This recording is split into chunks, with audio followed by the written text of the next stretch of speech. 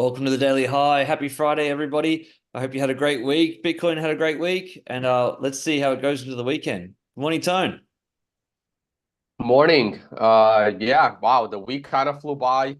Glad it's Friday. I get to sleep in a little bit tomorrow, I think. Yeah. It's been a really funny week for Bitcoin because it had the all-time high, which was sensational. It had a great run up prior to the all-time high. Then it experienced, a 5% drawdowns, a 15% drawdown, and now we're sort of just at that topping area, but could go either way. I'm ready for a breakout. I think everybody is. Let's have a look. Let's have a look. You want to go first, or you want me to go first? Oh, no, go ahead. All right, let's do it. Let's do it. All right. I'll start on the daily time frame here. We've just had a new candle open as we always do, at half an hour ago, and it was a really good close to the hour. I was really happy about that. And now we have come back down to the seven simple moving average, which is totally fine, totally normal. All these moving averages are totally normal.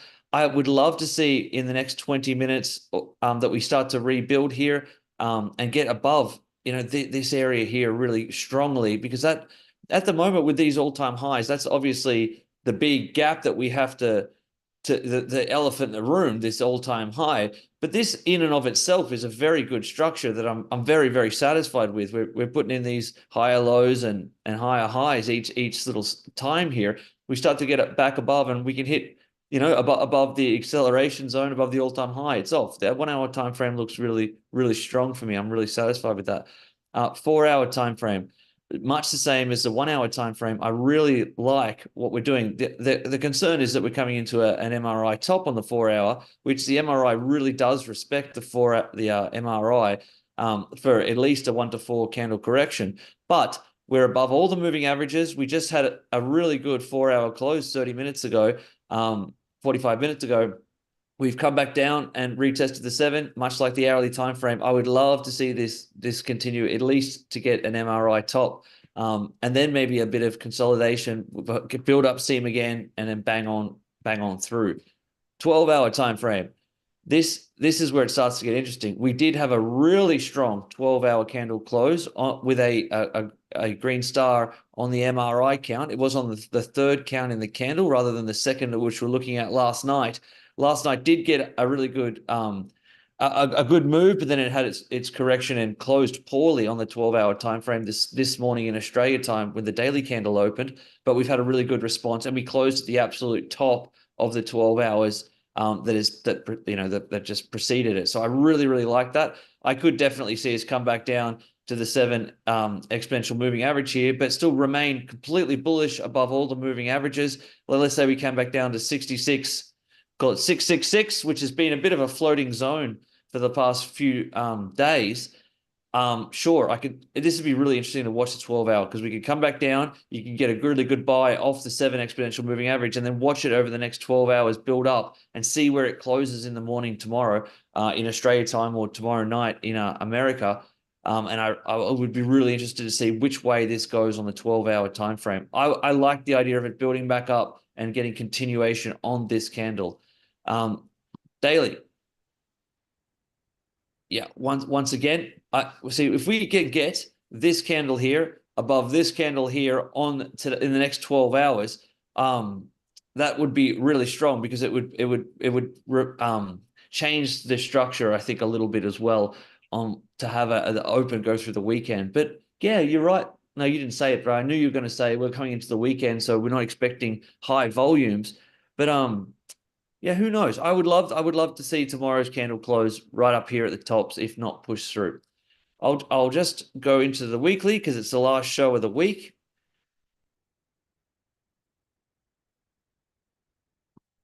We're still looking at a really, really strong week overall, despite the 15% correction, but despite anything else, we're looking at the highest weekly close of all time. If we can maintain anywhere, and we've got room to run to maintain the highest weekly close of all time. I really want to see in the next 2.5 days this thing close near the top. I don't want to see it come down and close as a like a doji or a spinning top or anything like that. That would be a bit concerning, to be honest, on a weekly time frame, that we might have peaked out at this point if we come all the way back down and get a spinning top or a doji or something like that. I want to see this candle in the next 2.5 days finish where it is or even higher would be really, really, really positive. There's nothing on the 15-minute time frame, as I'll just finish off the analysis here, to mention. I did make a mistake in yesterday's show when I said that we were still in that current trade that the theoretical bot would have made. It had actually, in fact, closed the trade. So yesterday in the show, I said, "Oh, we're still in this trade from yesterday," but actually we took profit here. It actually got its 2% that it needed to take the 10x leverage to 20%. Oh, holy smokes! Oh, 15 seconds. That's not right. 15 minutes. I was going to say that's not checking out. 15 minutes. So in yesterday's show, I said that we were in this trade and we were still in this trade to this point. That's actually not true. When I went back and checked it, the trade would have closed here.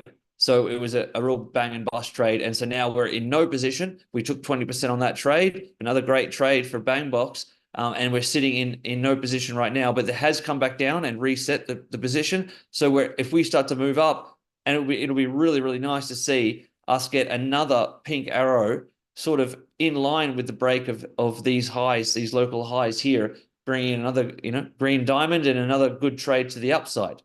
That's all I had, Tone, for today. Yep. Oh, these highs, let's use numbers. We're getting people asking us for like numbers.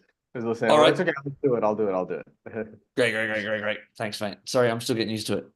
That's okay. So I'm good. I'm good across every time frame, every single time frame from the 15 minute to the weekly. I'm very, very satisfied with every single position. We're above every moving average I need on every single time frame. Happy, locked and loaded. This can change throughout the weekend, but as it stands right now, I'm extraordinarily happy with the price. Right. So I pretty much agree with everything you said there. I'm going to start with the weekly and work my way backwards. The weekly, yes, I don't want to see it come down. I don't want to see it close as a doji candle. But at the same time, I don't really want it to break out either this weekend. I'd rather watch the breakout next week.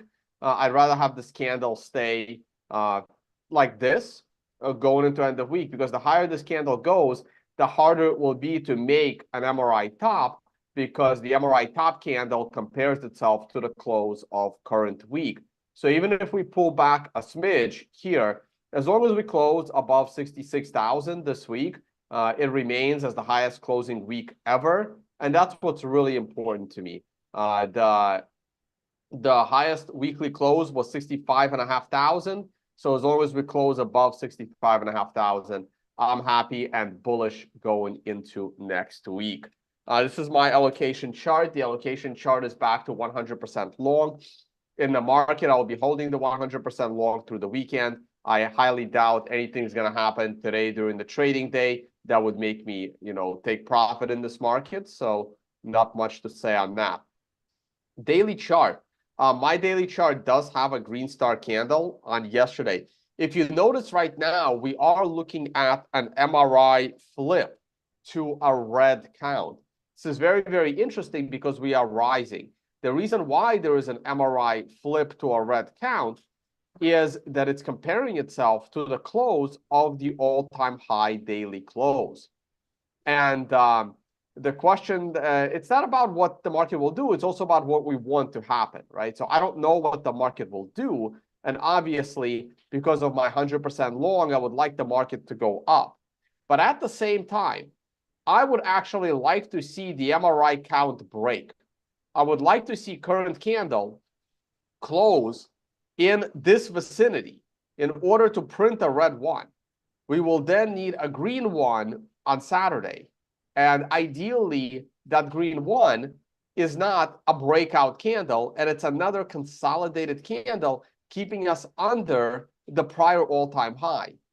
And then on like Sunday night or Monday, ideally Monday, is when the breakout comes with another green star candle, taking us into the $70,000 range. So I would rather see consolidation for a few more days. It may help, completely reset the funding rates back to normal. It will, alleviate some of these oversold conditions. Ideally, I would like to see the daily consolidate at least, 24 up to 72, or maybe even longer, or 96 more hours. So That's yeah. so funny that it's so funny that you say that because I actually forgot to say that. I was going to say the same thing. I really love when this situation on the MRI, when you've got a positive candle, but because the 4 candles ago was a very strong candle, that it does flip the count. But the charts themselves, the numbers themselves, the realistic structure of the market is still extremely bullish. So then when we do get the second green star candle, it's with a lot more steam and power than like a blow off top. And exactly what you said, I agree. I'd love it to be coming into Monday, giving a great strong, green 3 or green 2 or something like that, rather than blow through now. I hear you with that. I thought the same thing. Right. So I'm kind of looking forward to that. So I'm hoping that will happen. On the short-term charts, however, it looks really, really bullish. I know you pulled up the 1 hour chart and the 4 hour chart. The 4 hour chart looks even cleaner and more bullish than the 1 hour chart. The 4 hour chart looks as bullish as we can get. And based on the 4 hour chart, yes, we are coming into an MRI top in 3 hours from now. I am expecting it to be, oh, my MRI is not loading. That happens. And let me change timeframes completely. That does The that for four, me too. It always yeah, does that for me. All the yeah, it's a indicators do. trading view. It's a super, this code has a lot of lines of code in it, so it happens sometimes. You just gotta, reopen your charts. There it is. It's working again. Uh, yes, it's an MRI top. Yes, it's a 1 to 4 candle correction, but this goes in line with the daily chart that I'm anticipating consolidation over the weekend and maybe even the rest of the day today. But the 4 hour chart looks insanely bullish to me. So we just have to wait for the MRI to reset on a 4 hour chart. But the MRI is going to reset by this evening because the 4 hour candles. And then it's very likely we'll have another breakout. This is the all-time high line. Right now, I have this blue line, and we're above it. And once we're above this line, I'm expecting a big breakout. The only thing that's slowing me down is the 4 hour MRI top right now, or next candle, basically.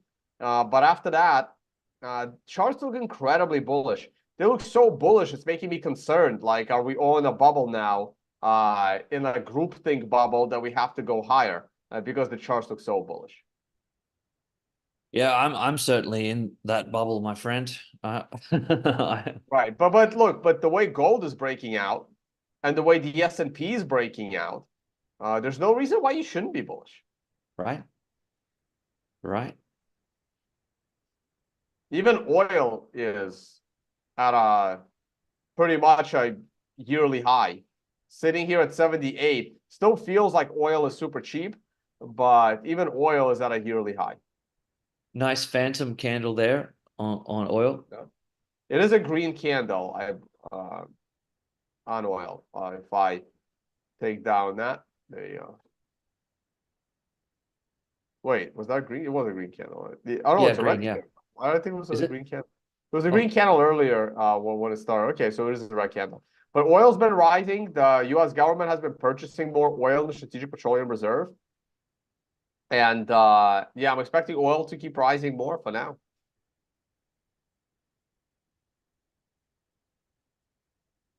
All right. We haven't looked at shitcoins in a while, if that's something that interests you. Otherwise, there's not much else to say about Bitcoin other than we are bullish. I think we're going to consolidate through the weekend, and I'm very happy that we're going to consolidate through the weekend. yeah, yeah. Me too. I don't need to look at shit coins. I'm all good. It's been a great, fantastic week for us on the show, and I've really enjoyed every part of it. The market's moved really, really nicely, and I can't wait to see what happens over the weekend and going into next week. I think it's going to be fantastic. I really do. All right. You want to glance at anything else? No, I'm good. let's have a nice weekend. Wow, Ethereum is pumping against Bitcoin. No shit. That's surprising, actually. Had no idea. Well, Monero is falling. That's expected. Litecoin's falling. That's expected. Very surprised. Well, Ethereum did just have their like annual big conference. So, all right. I guess we can wrap it up. Yeah. Oh, so it looks right. Yeah, fantastic. Thanks, guys. Thanks for joining us this week. It's been our best week ever, and the price of Bitcoin's done great too. Please visit tonebase.com, alphanumetrics.com. Please like and subscribe, share it with your friends, and please use the affiliate links for trading in the description below. It's the exchanges that we use, the exchanges that I trust. So thanks, guys. Have a wonderful week. Tone, enjoy your weekend. Yeah, no, thank you. And real quick, forgot to answer two questions from the live chat. Someone is asking if they have uh, a buy entry at $42,500 on Bitcoin, will it ever execute?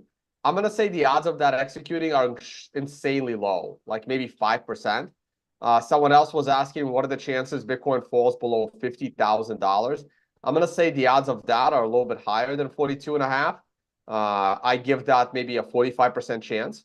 So also not likely. I really think that our next move is a breakout to the $80,000 price range. And any pullbacks from there will still keep us above, the 40,000s. So above 50 grand. Yeah, and just on that, like if you're hodling your Bitcoin in a $40,000 position, that's okay. You just got an open position and you're just hodling it and it's going up. You're still getting the appreciation from a rising asset. But if you're looking to trade that money, and you're just stacking in low ball positions, there's plenty of time that you could between now and when we got anywhere near 40 that you could activate that position. Just having an open position and having dead money that's untraded, if you wanted to be trading that money, it seems really ridiculous. Just keep watching this show, use alphanumerics for like bearish crosses or look for the MRI or have a system in place that you've got plenty of time to activate that trade if you wanted it. I was really lucky back in the day in the COVID crash because I had all of my money stacked in buy orders in $1,000 $100 increments between 4,000 and 3,000, and a lot of them got wicked. But I set them when we started to break like the alphanumerics bearish on the weekly and stuff 3-day and stuff like that. So we were already free falling when I set those targets in. I didn't set them in there. I wouldn't set them in there now as that's just the way I would think about it. Tone Yeah, real sneezing. So quick on just Tesla. Real quick on Tesla, because multiple people have just asked. I still think we're going to rally to the top of the channel. Tesla has been consistently going down, but it has been also making it to the top of the channel. You see right here, it bounced off the center, made it back to the top. Here it bounced off the center, made it back to the bottom. But after it did that, it took a big nosedive down. I think there is still a high probability Tesla goes up to the top of the channel before the earnings, maybe even break the channel a little bit, and then earnings are going to be very, very tricky. Earnings are coming in 17th of April, so a little over a month away. It looks like it's going to open above. Looks like it's opening on a gap to the upside. If tomorrow is an up day, that sets us on a good path. This was a slightly lower low or a double bottom. I don't like those. Would have rather had seen Tesla go all the way down to 165 and rally from there. But I do think Tesla is a bit oversold because it didn't make it to the top of the channel like before.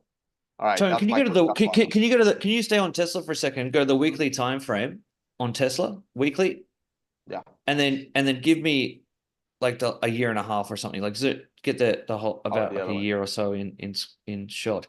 See that green diamond there? You got reverse candles Right on, there. but either way, see that green diamond?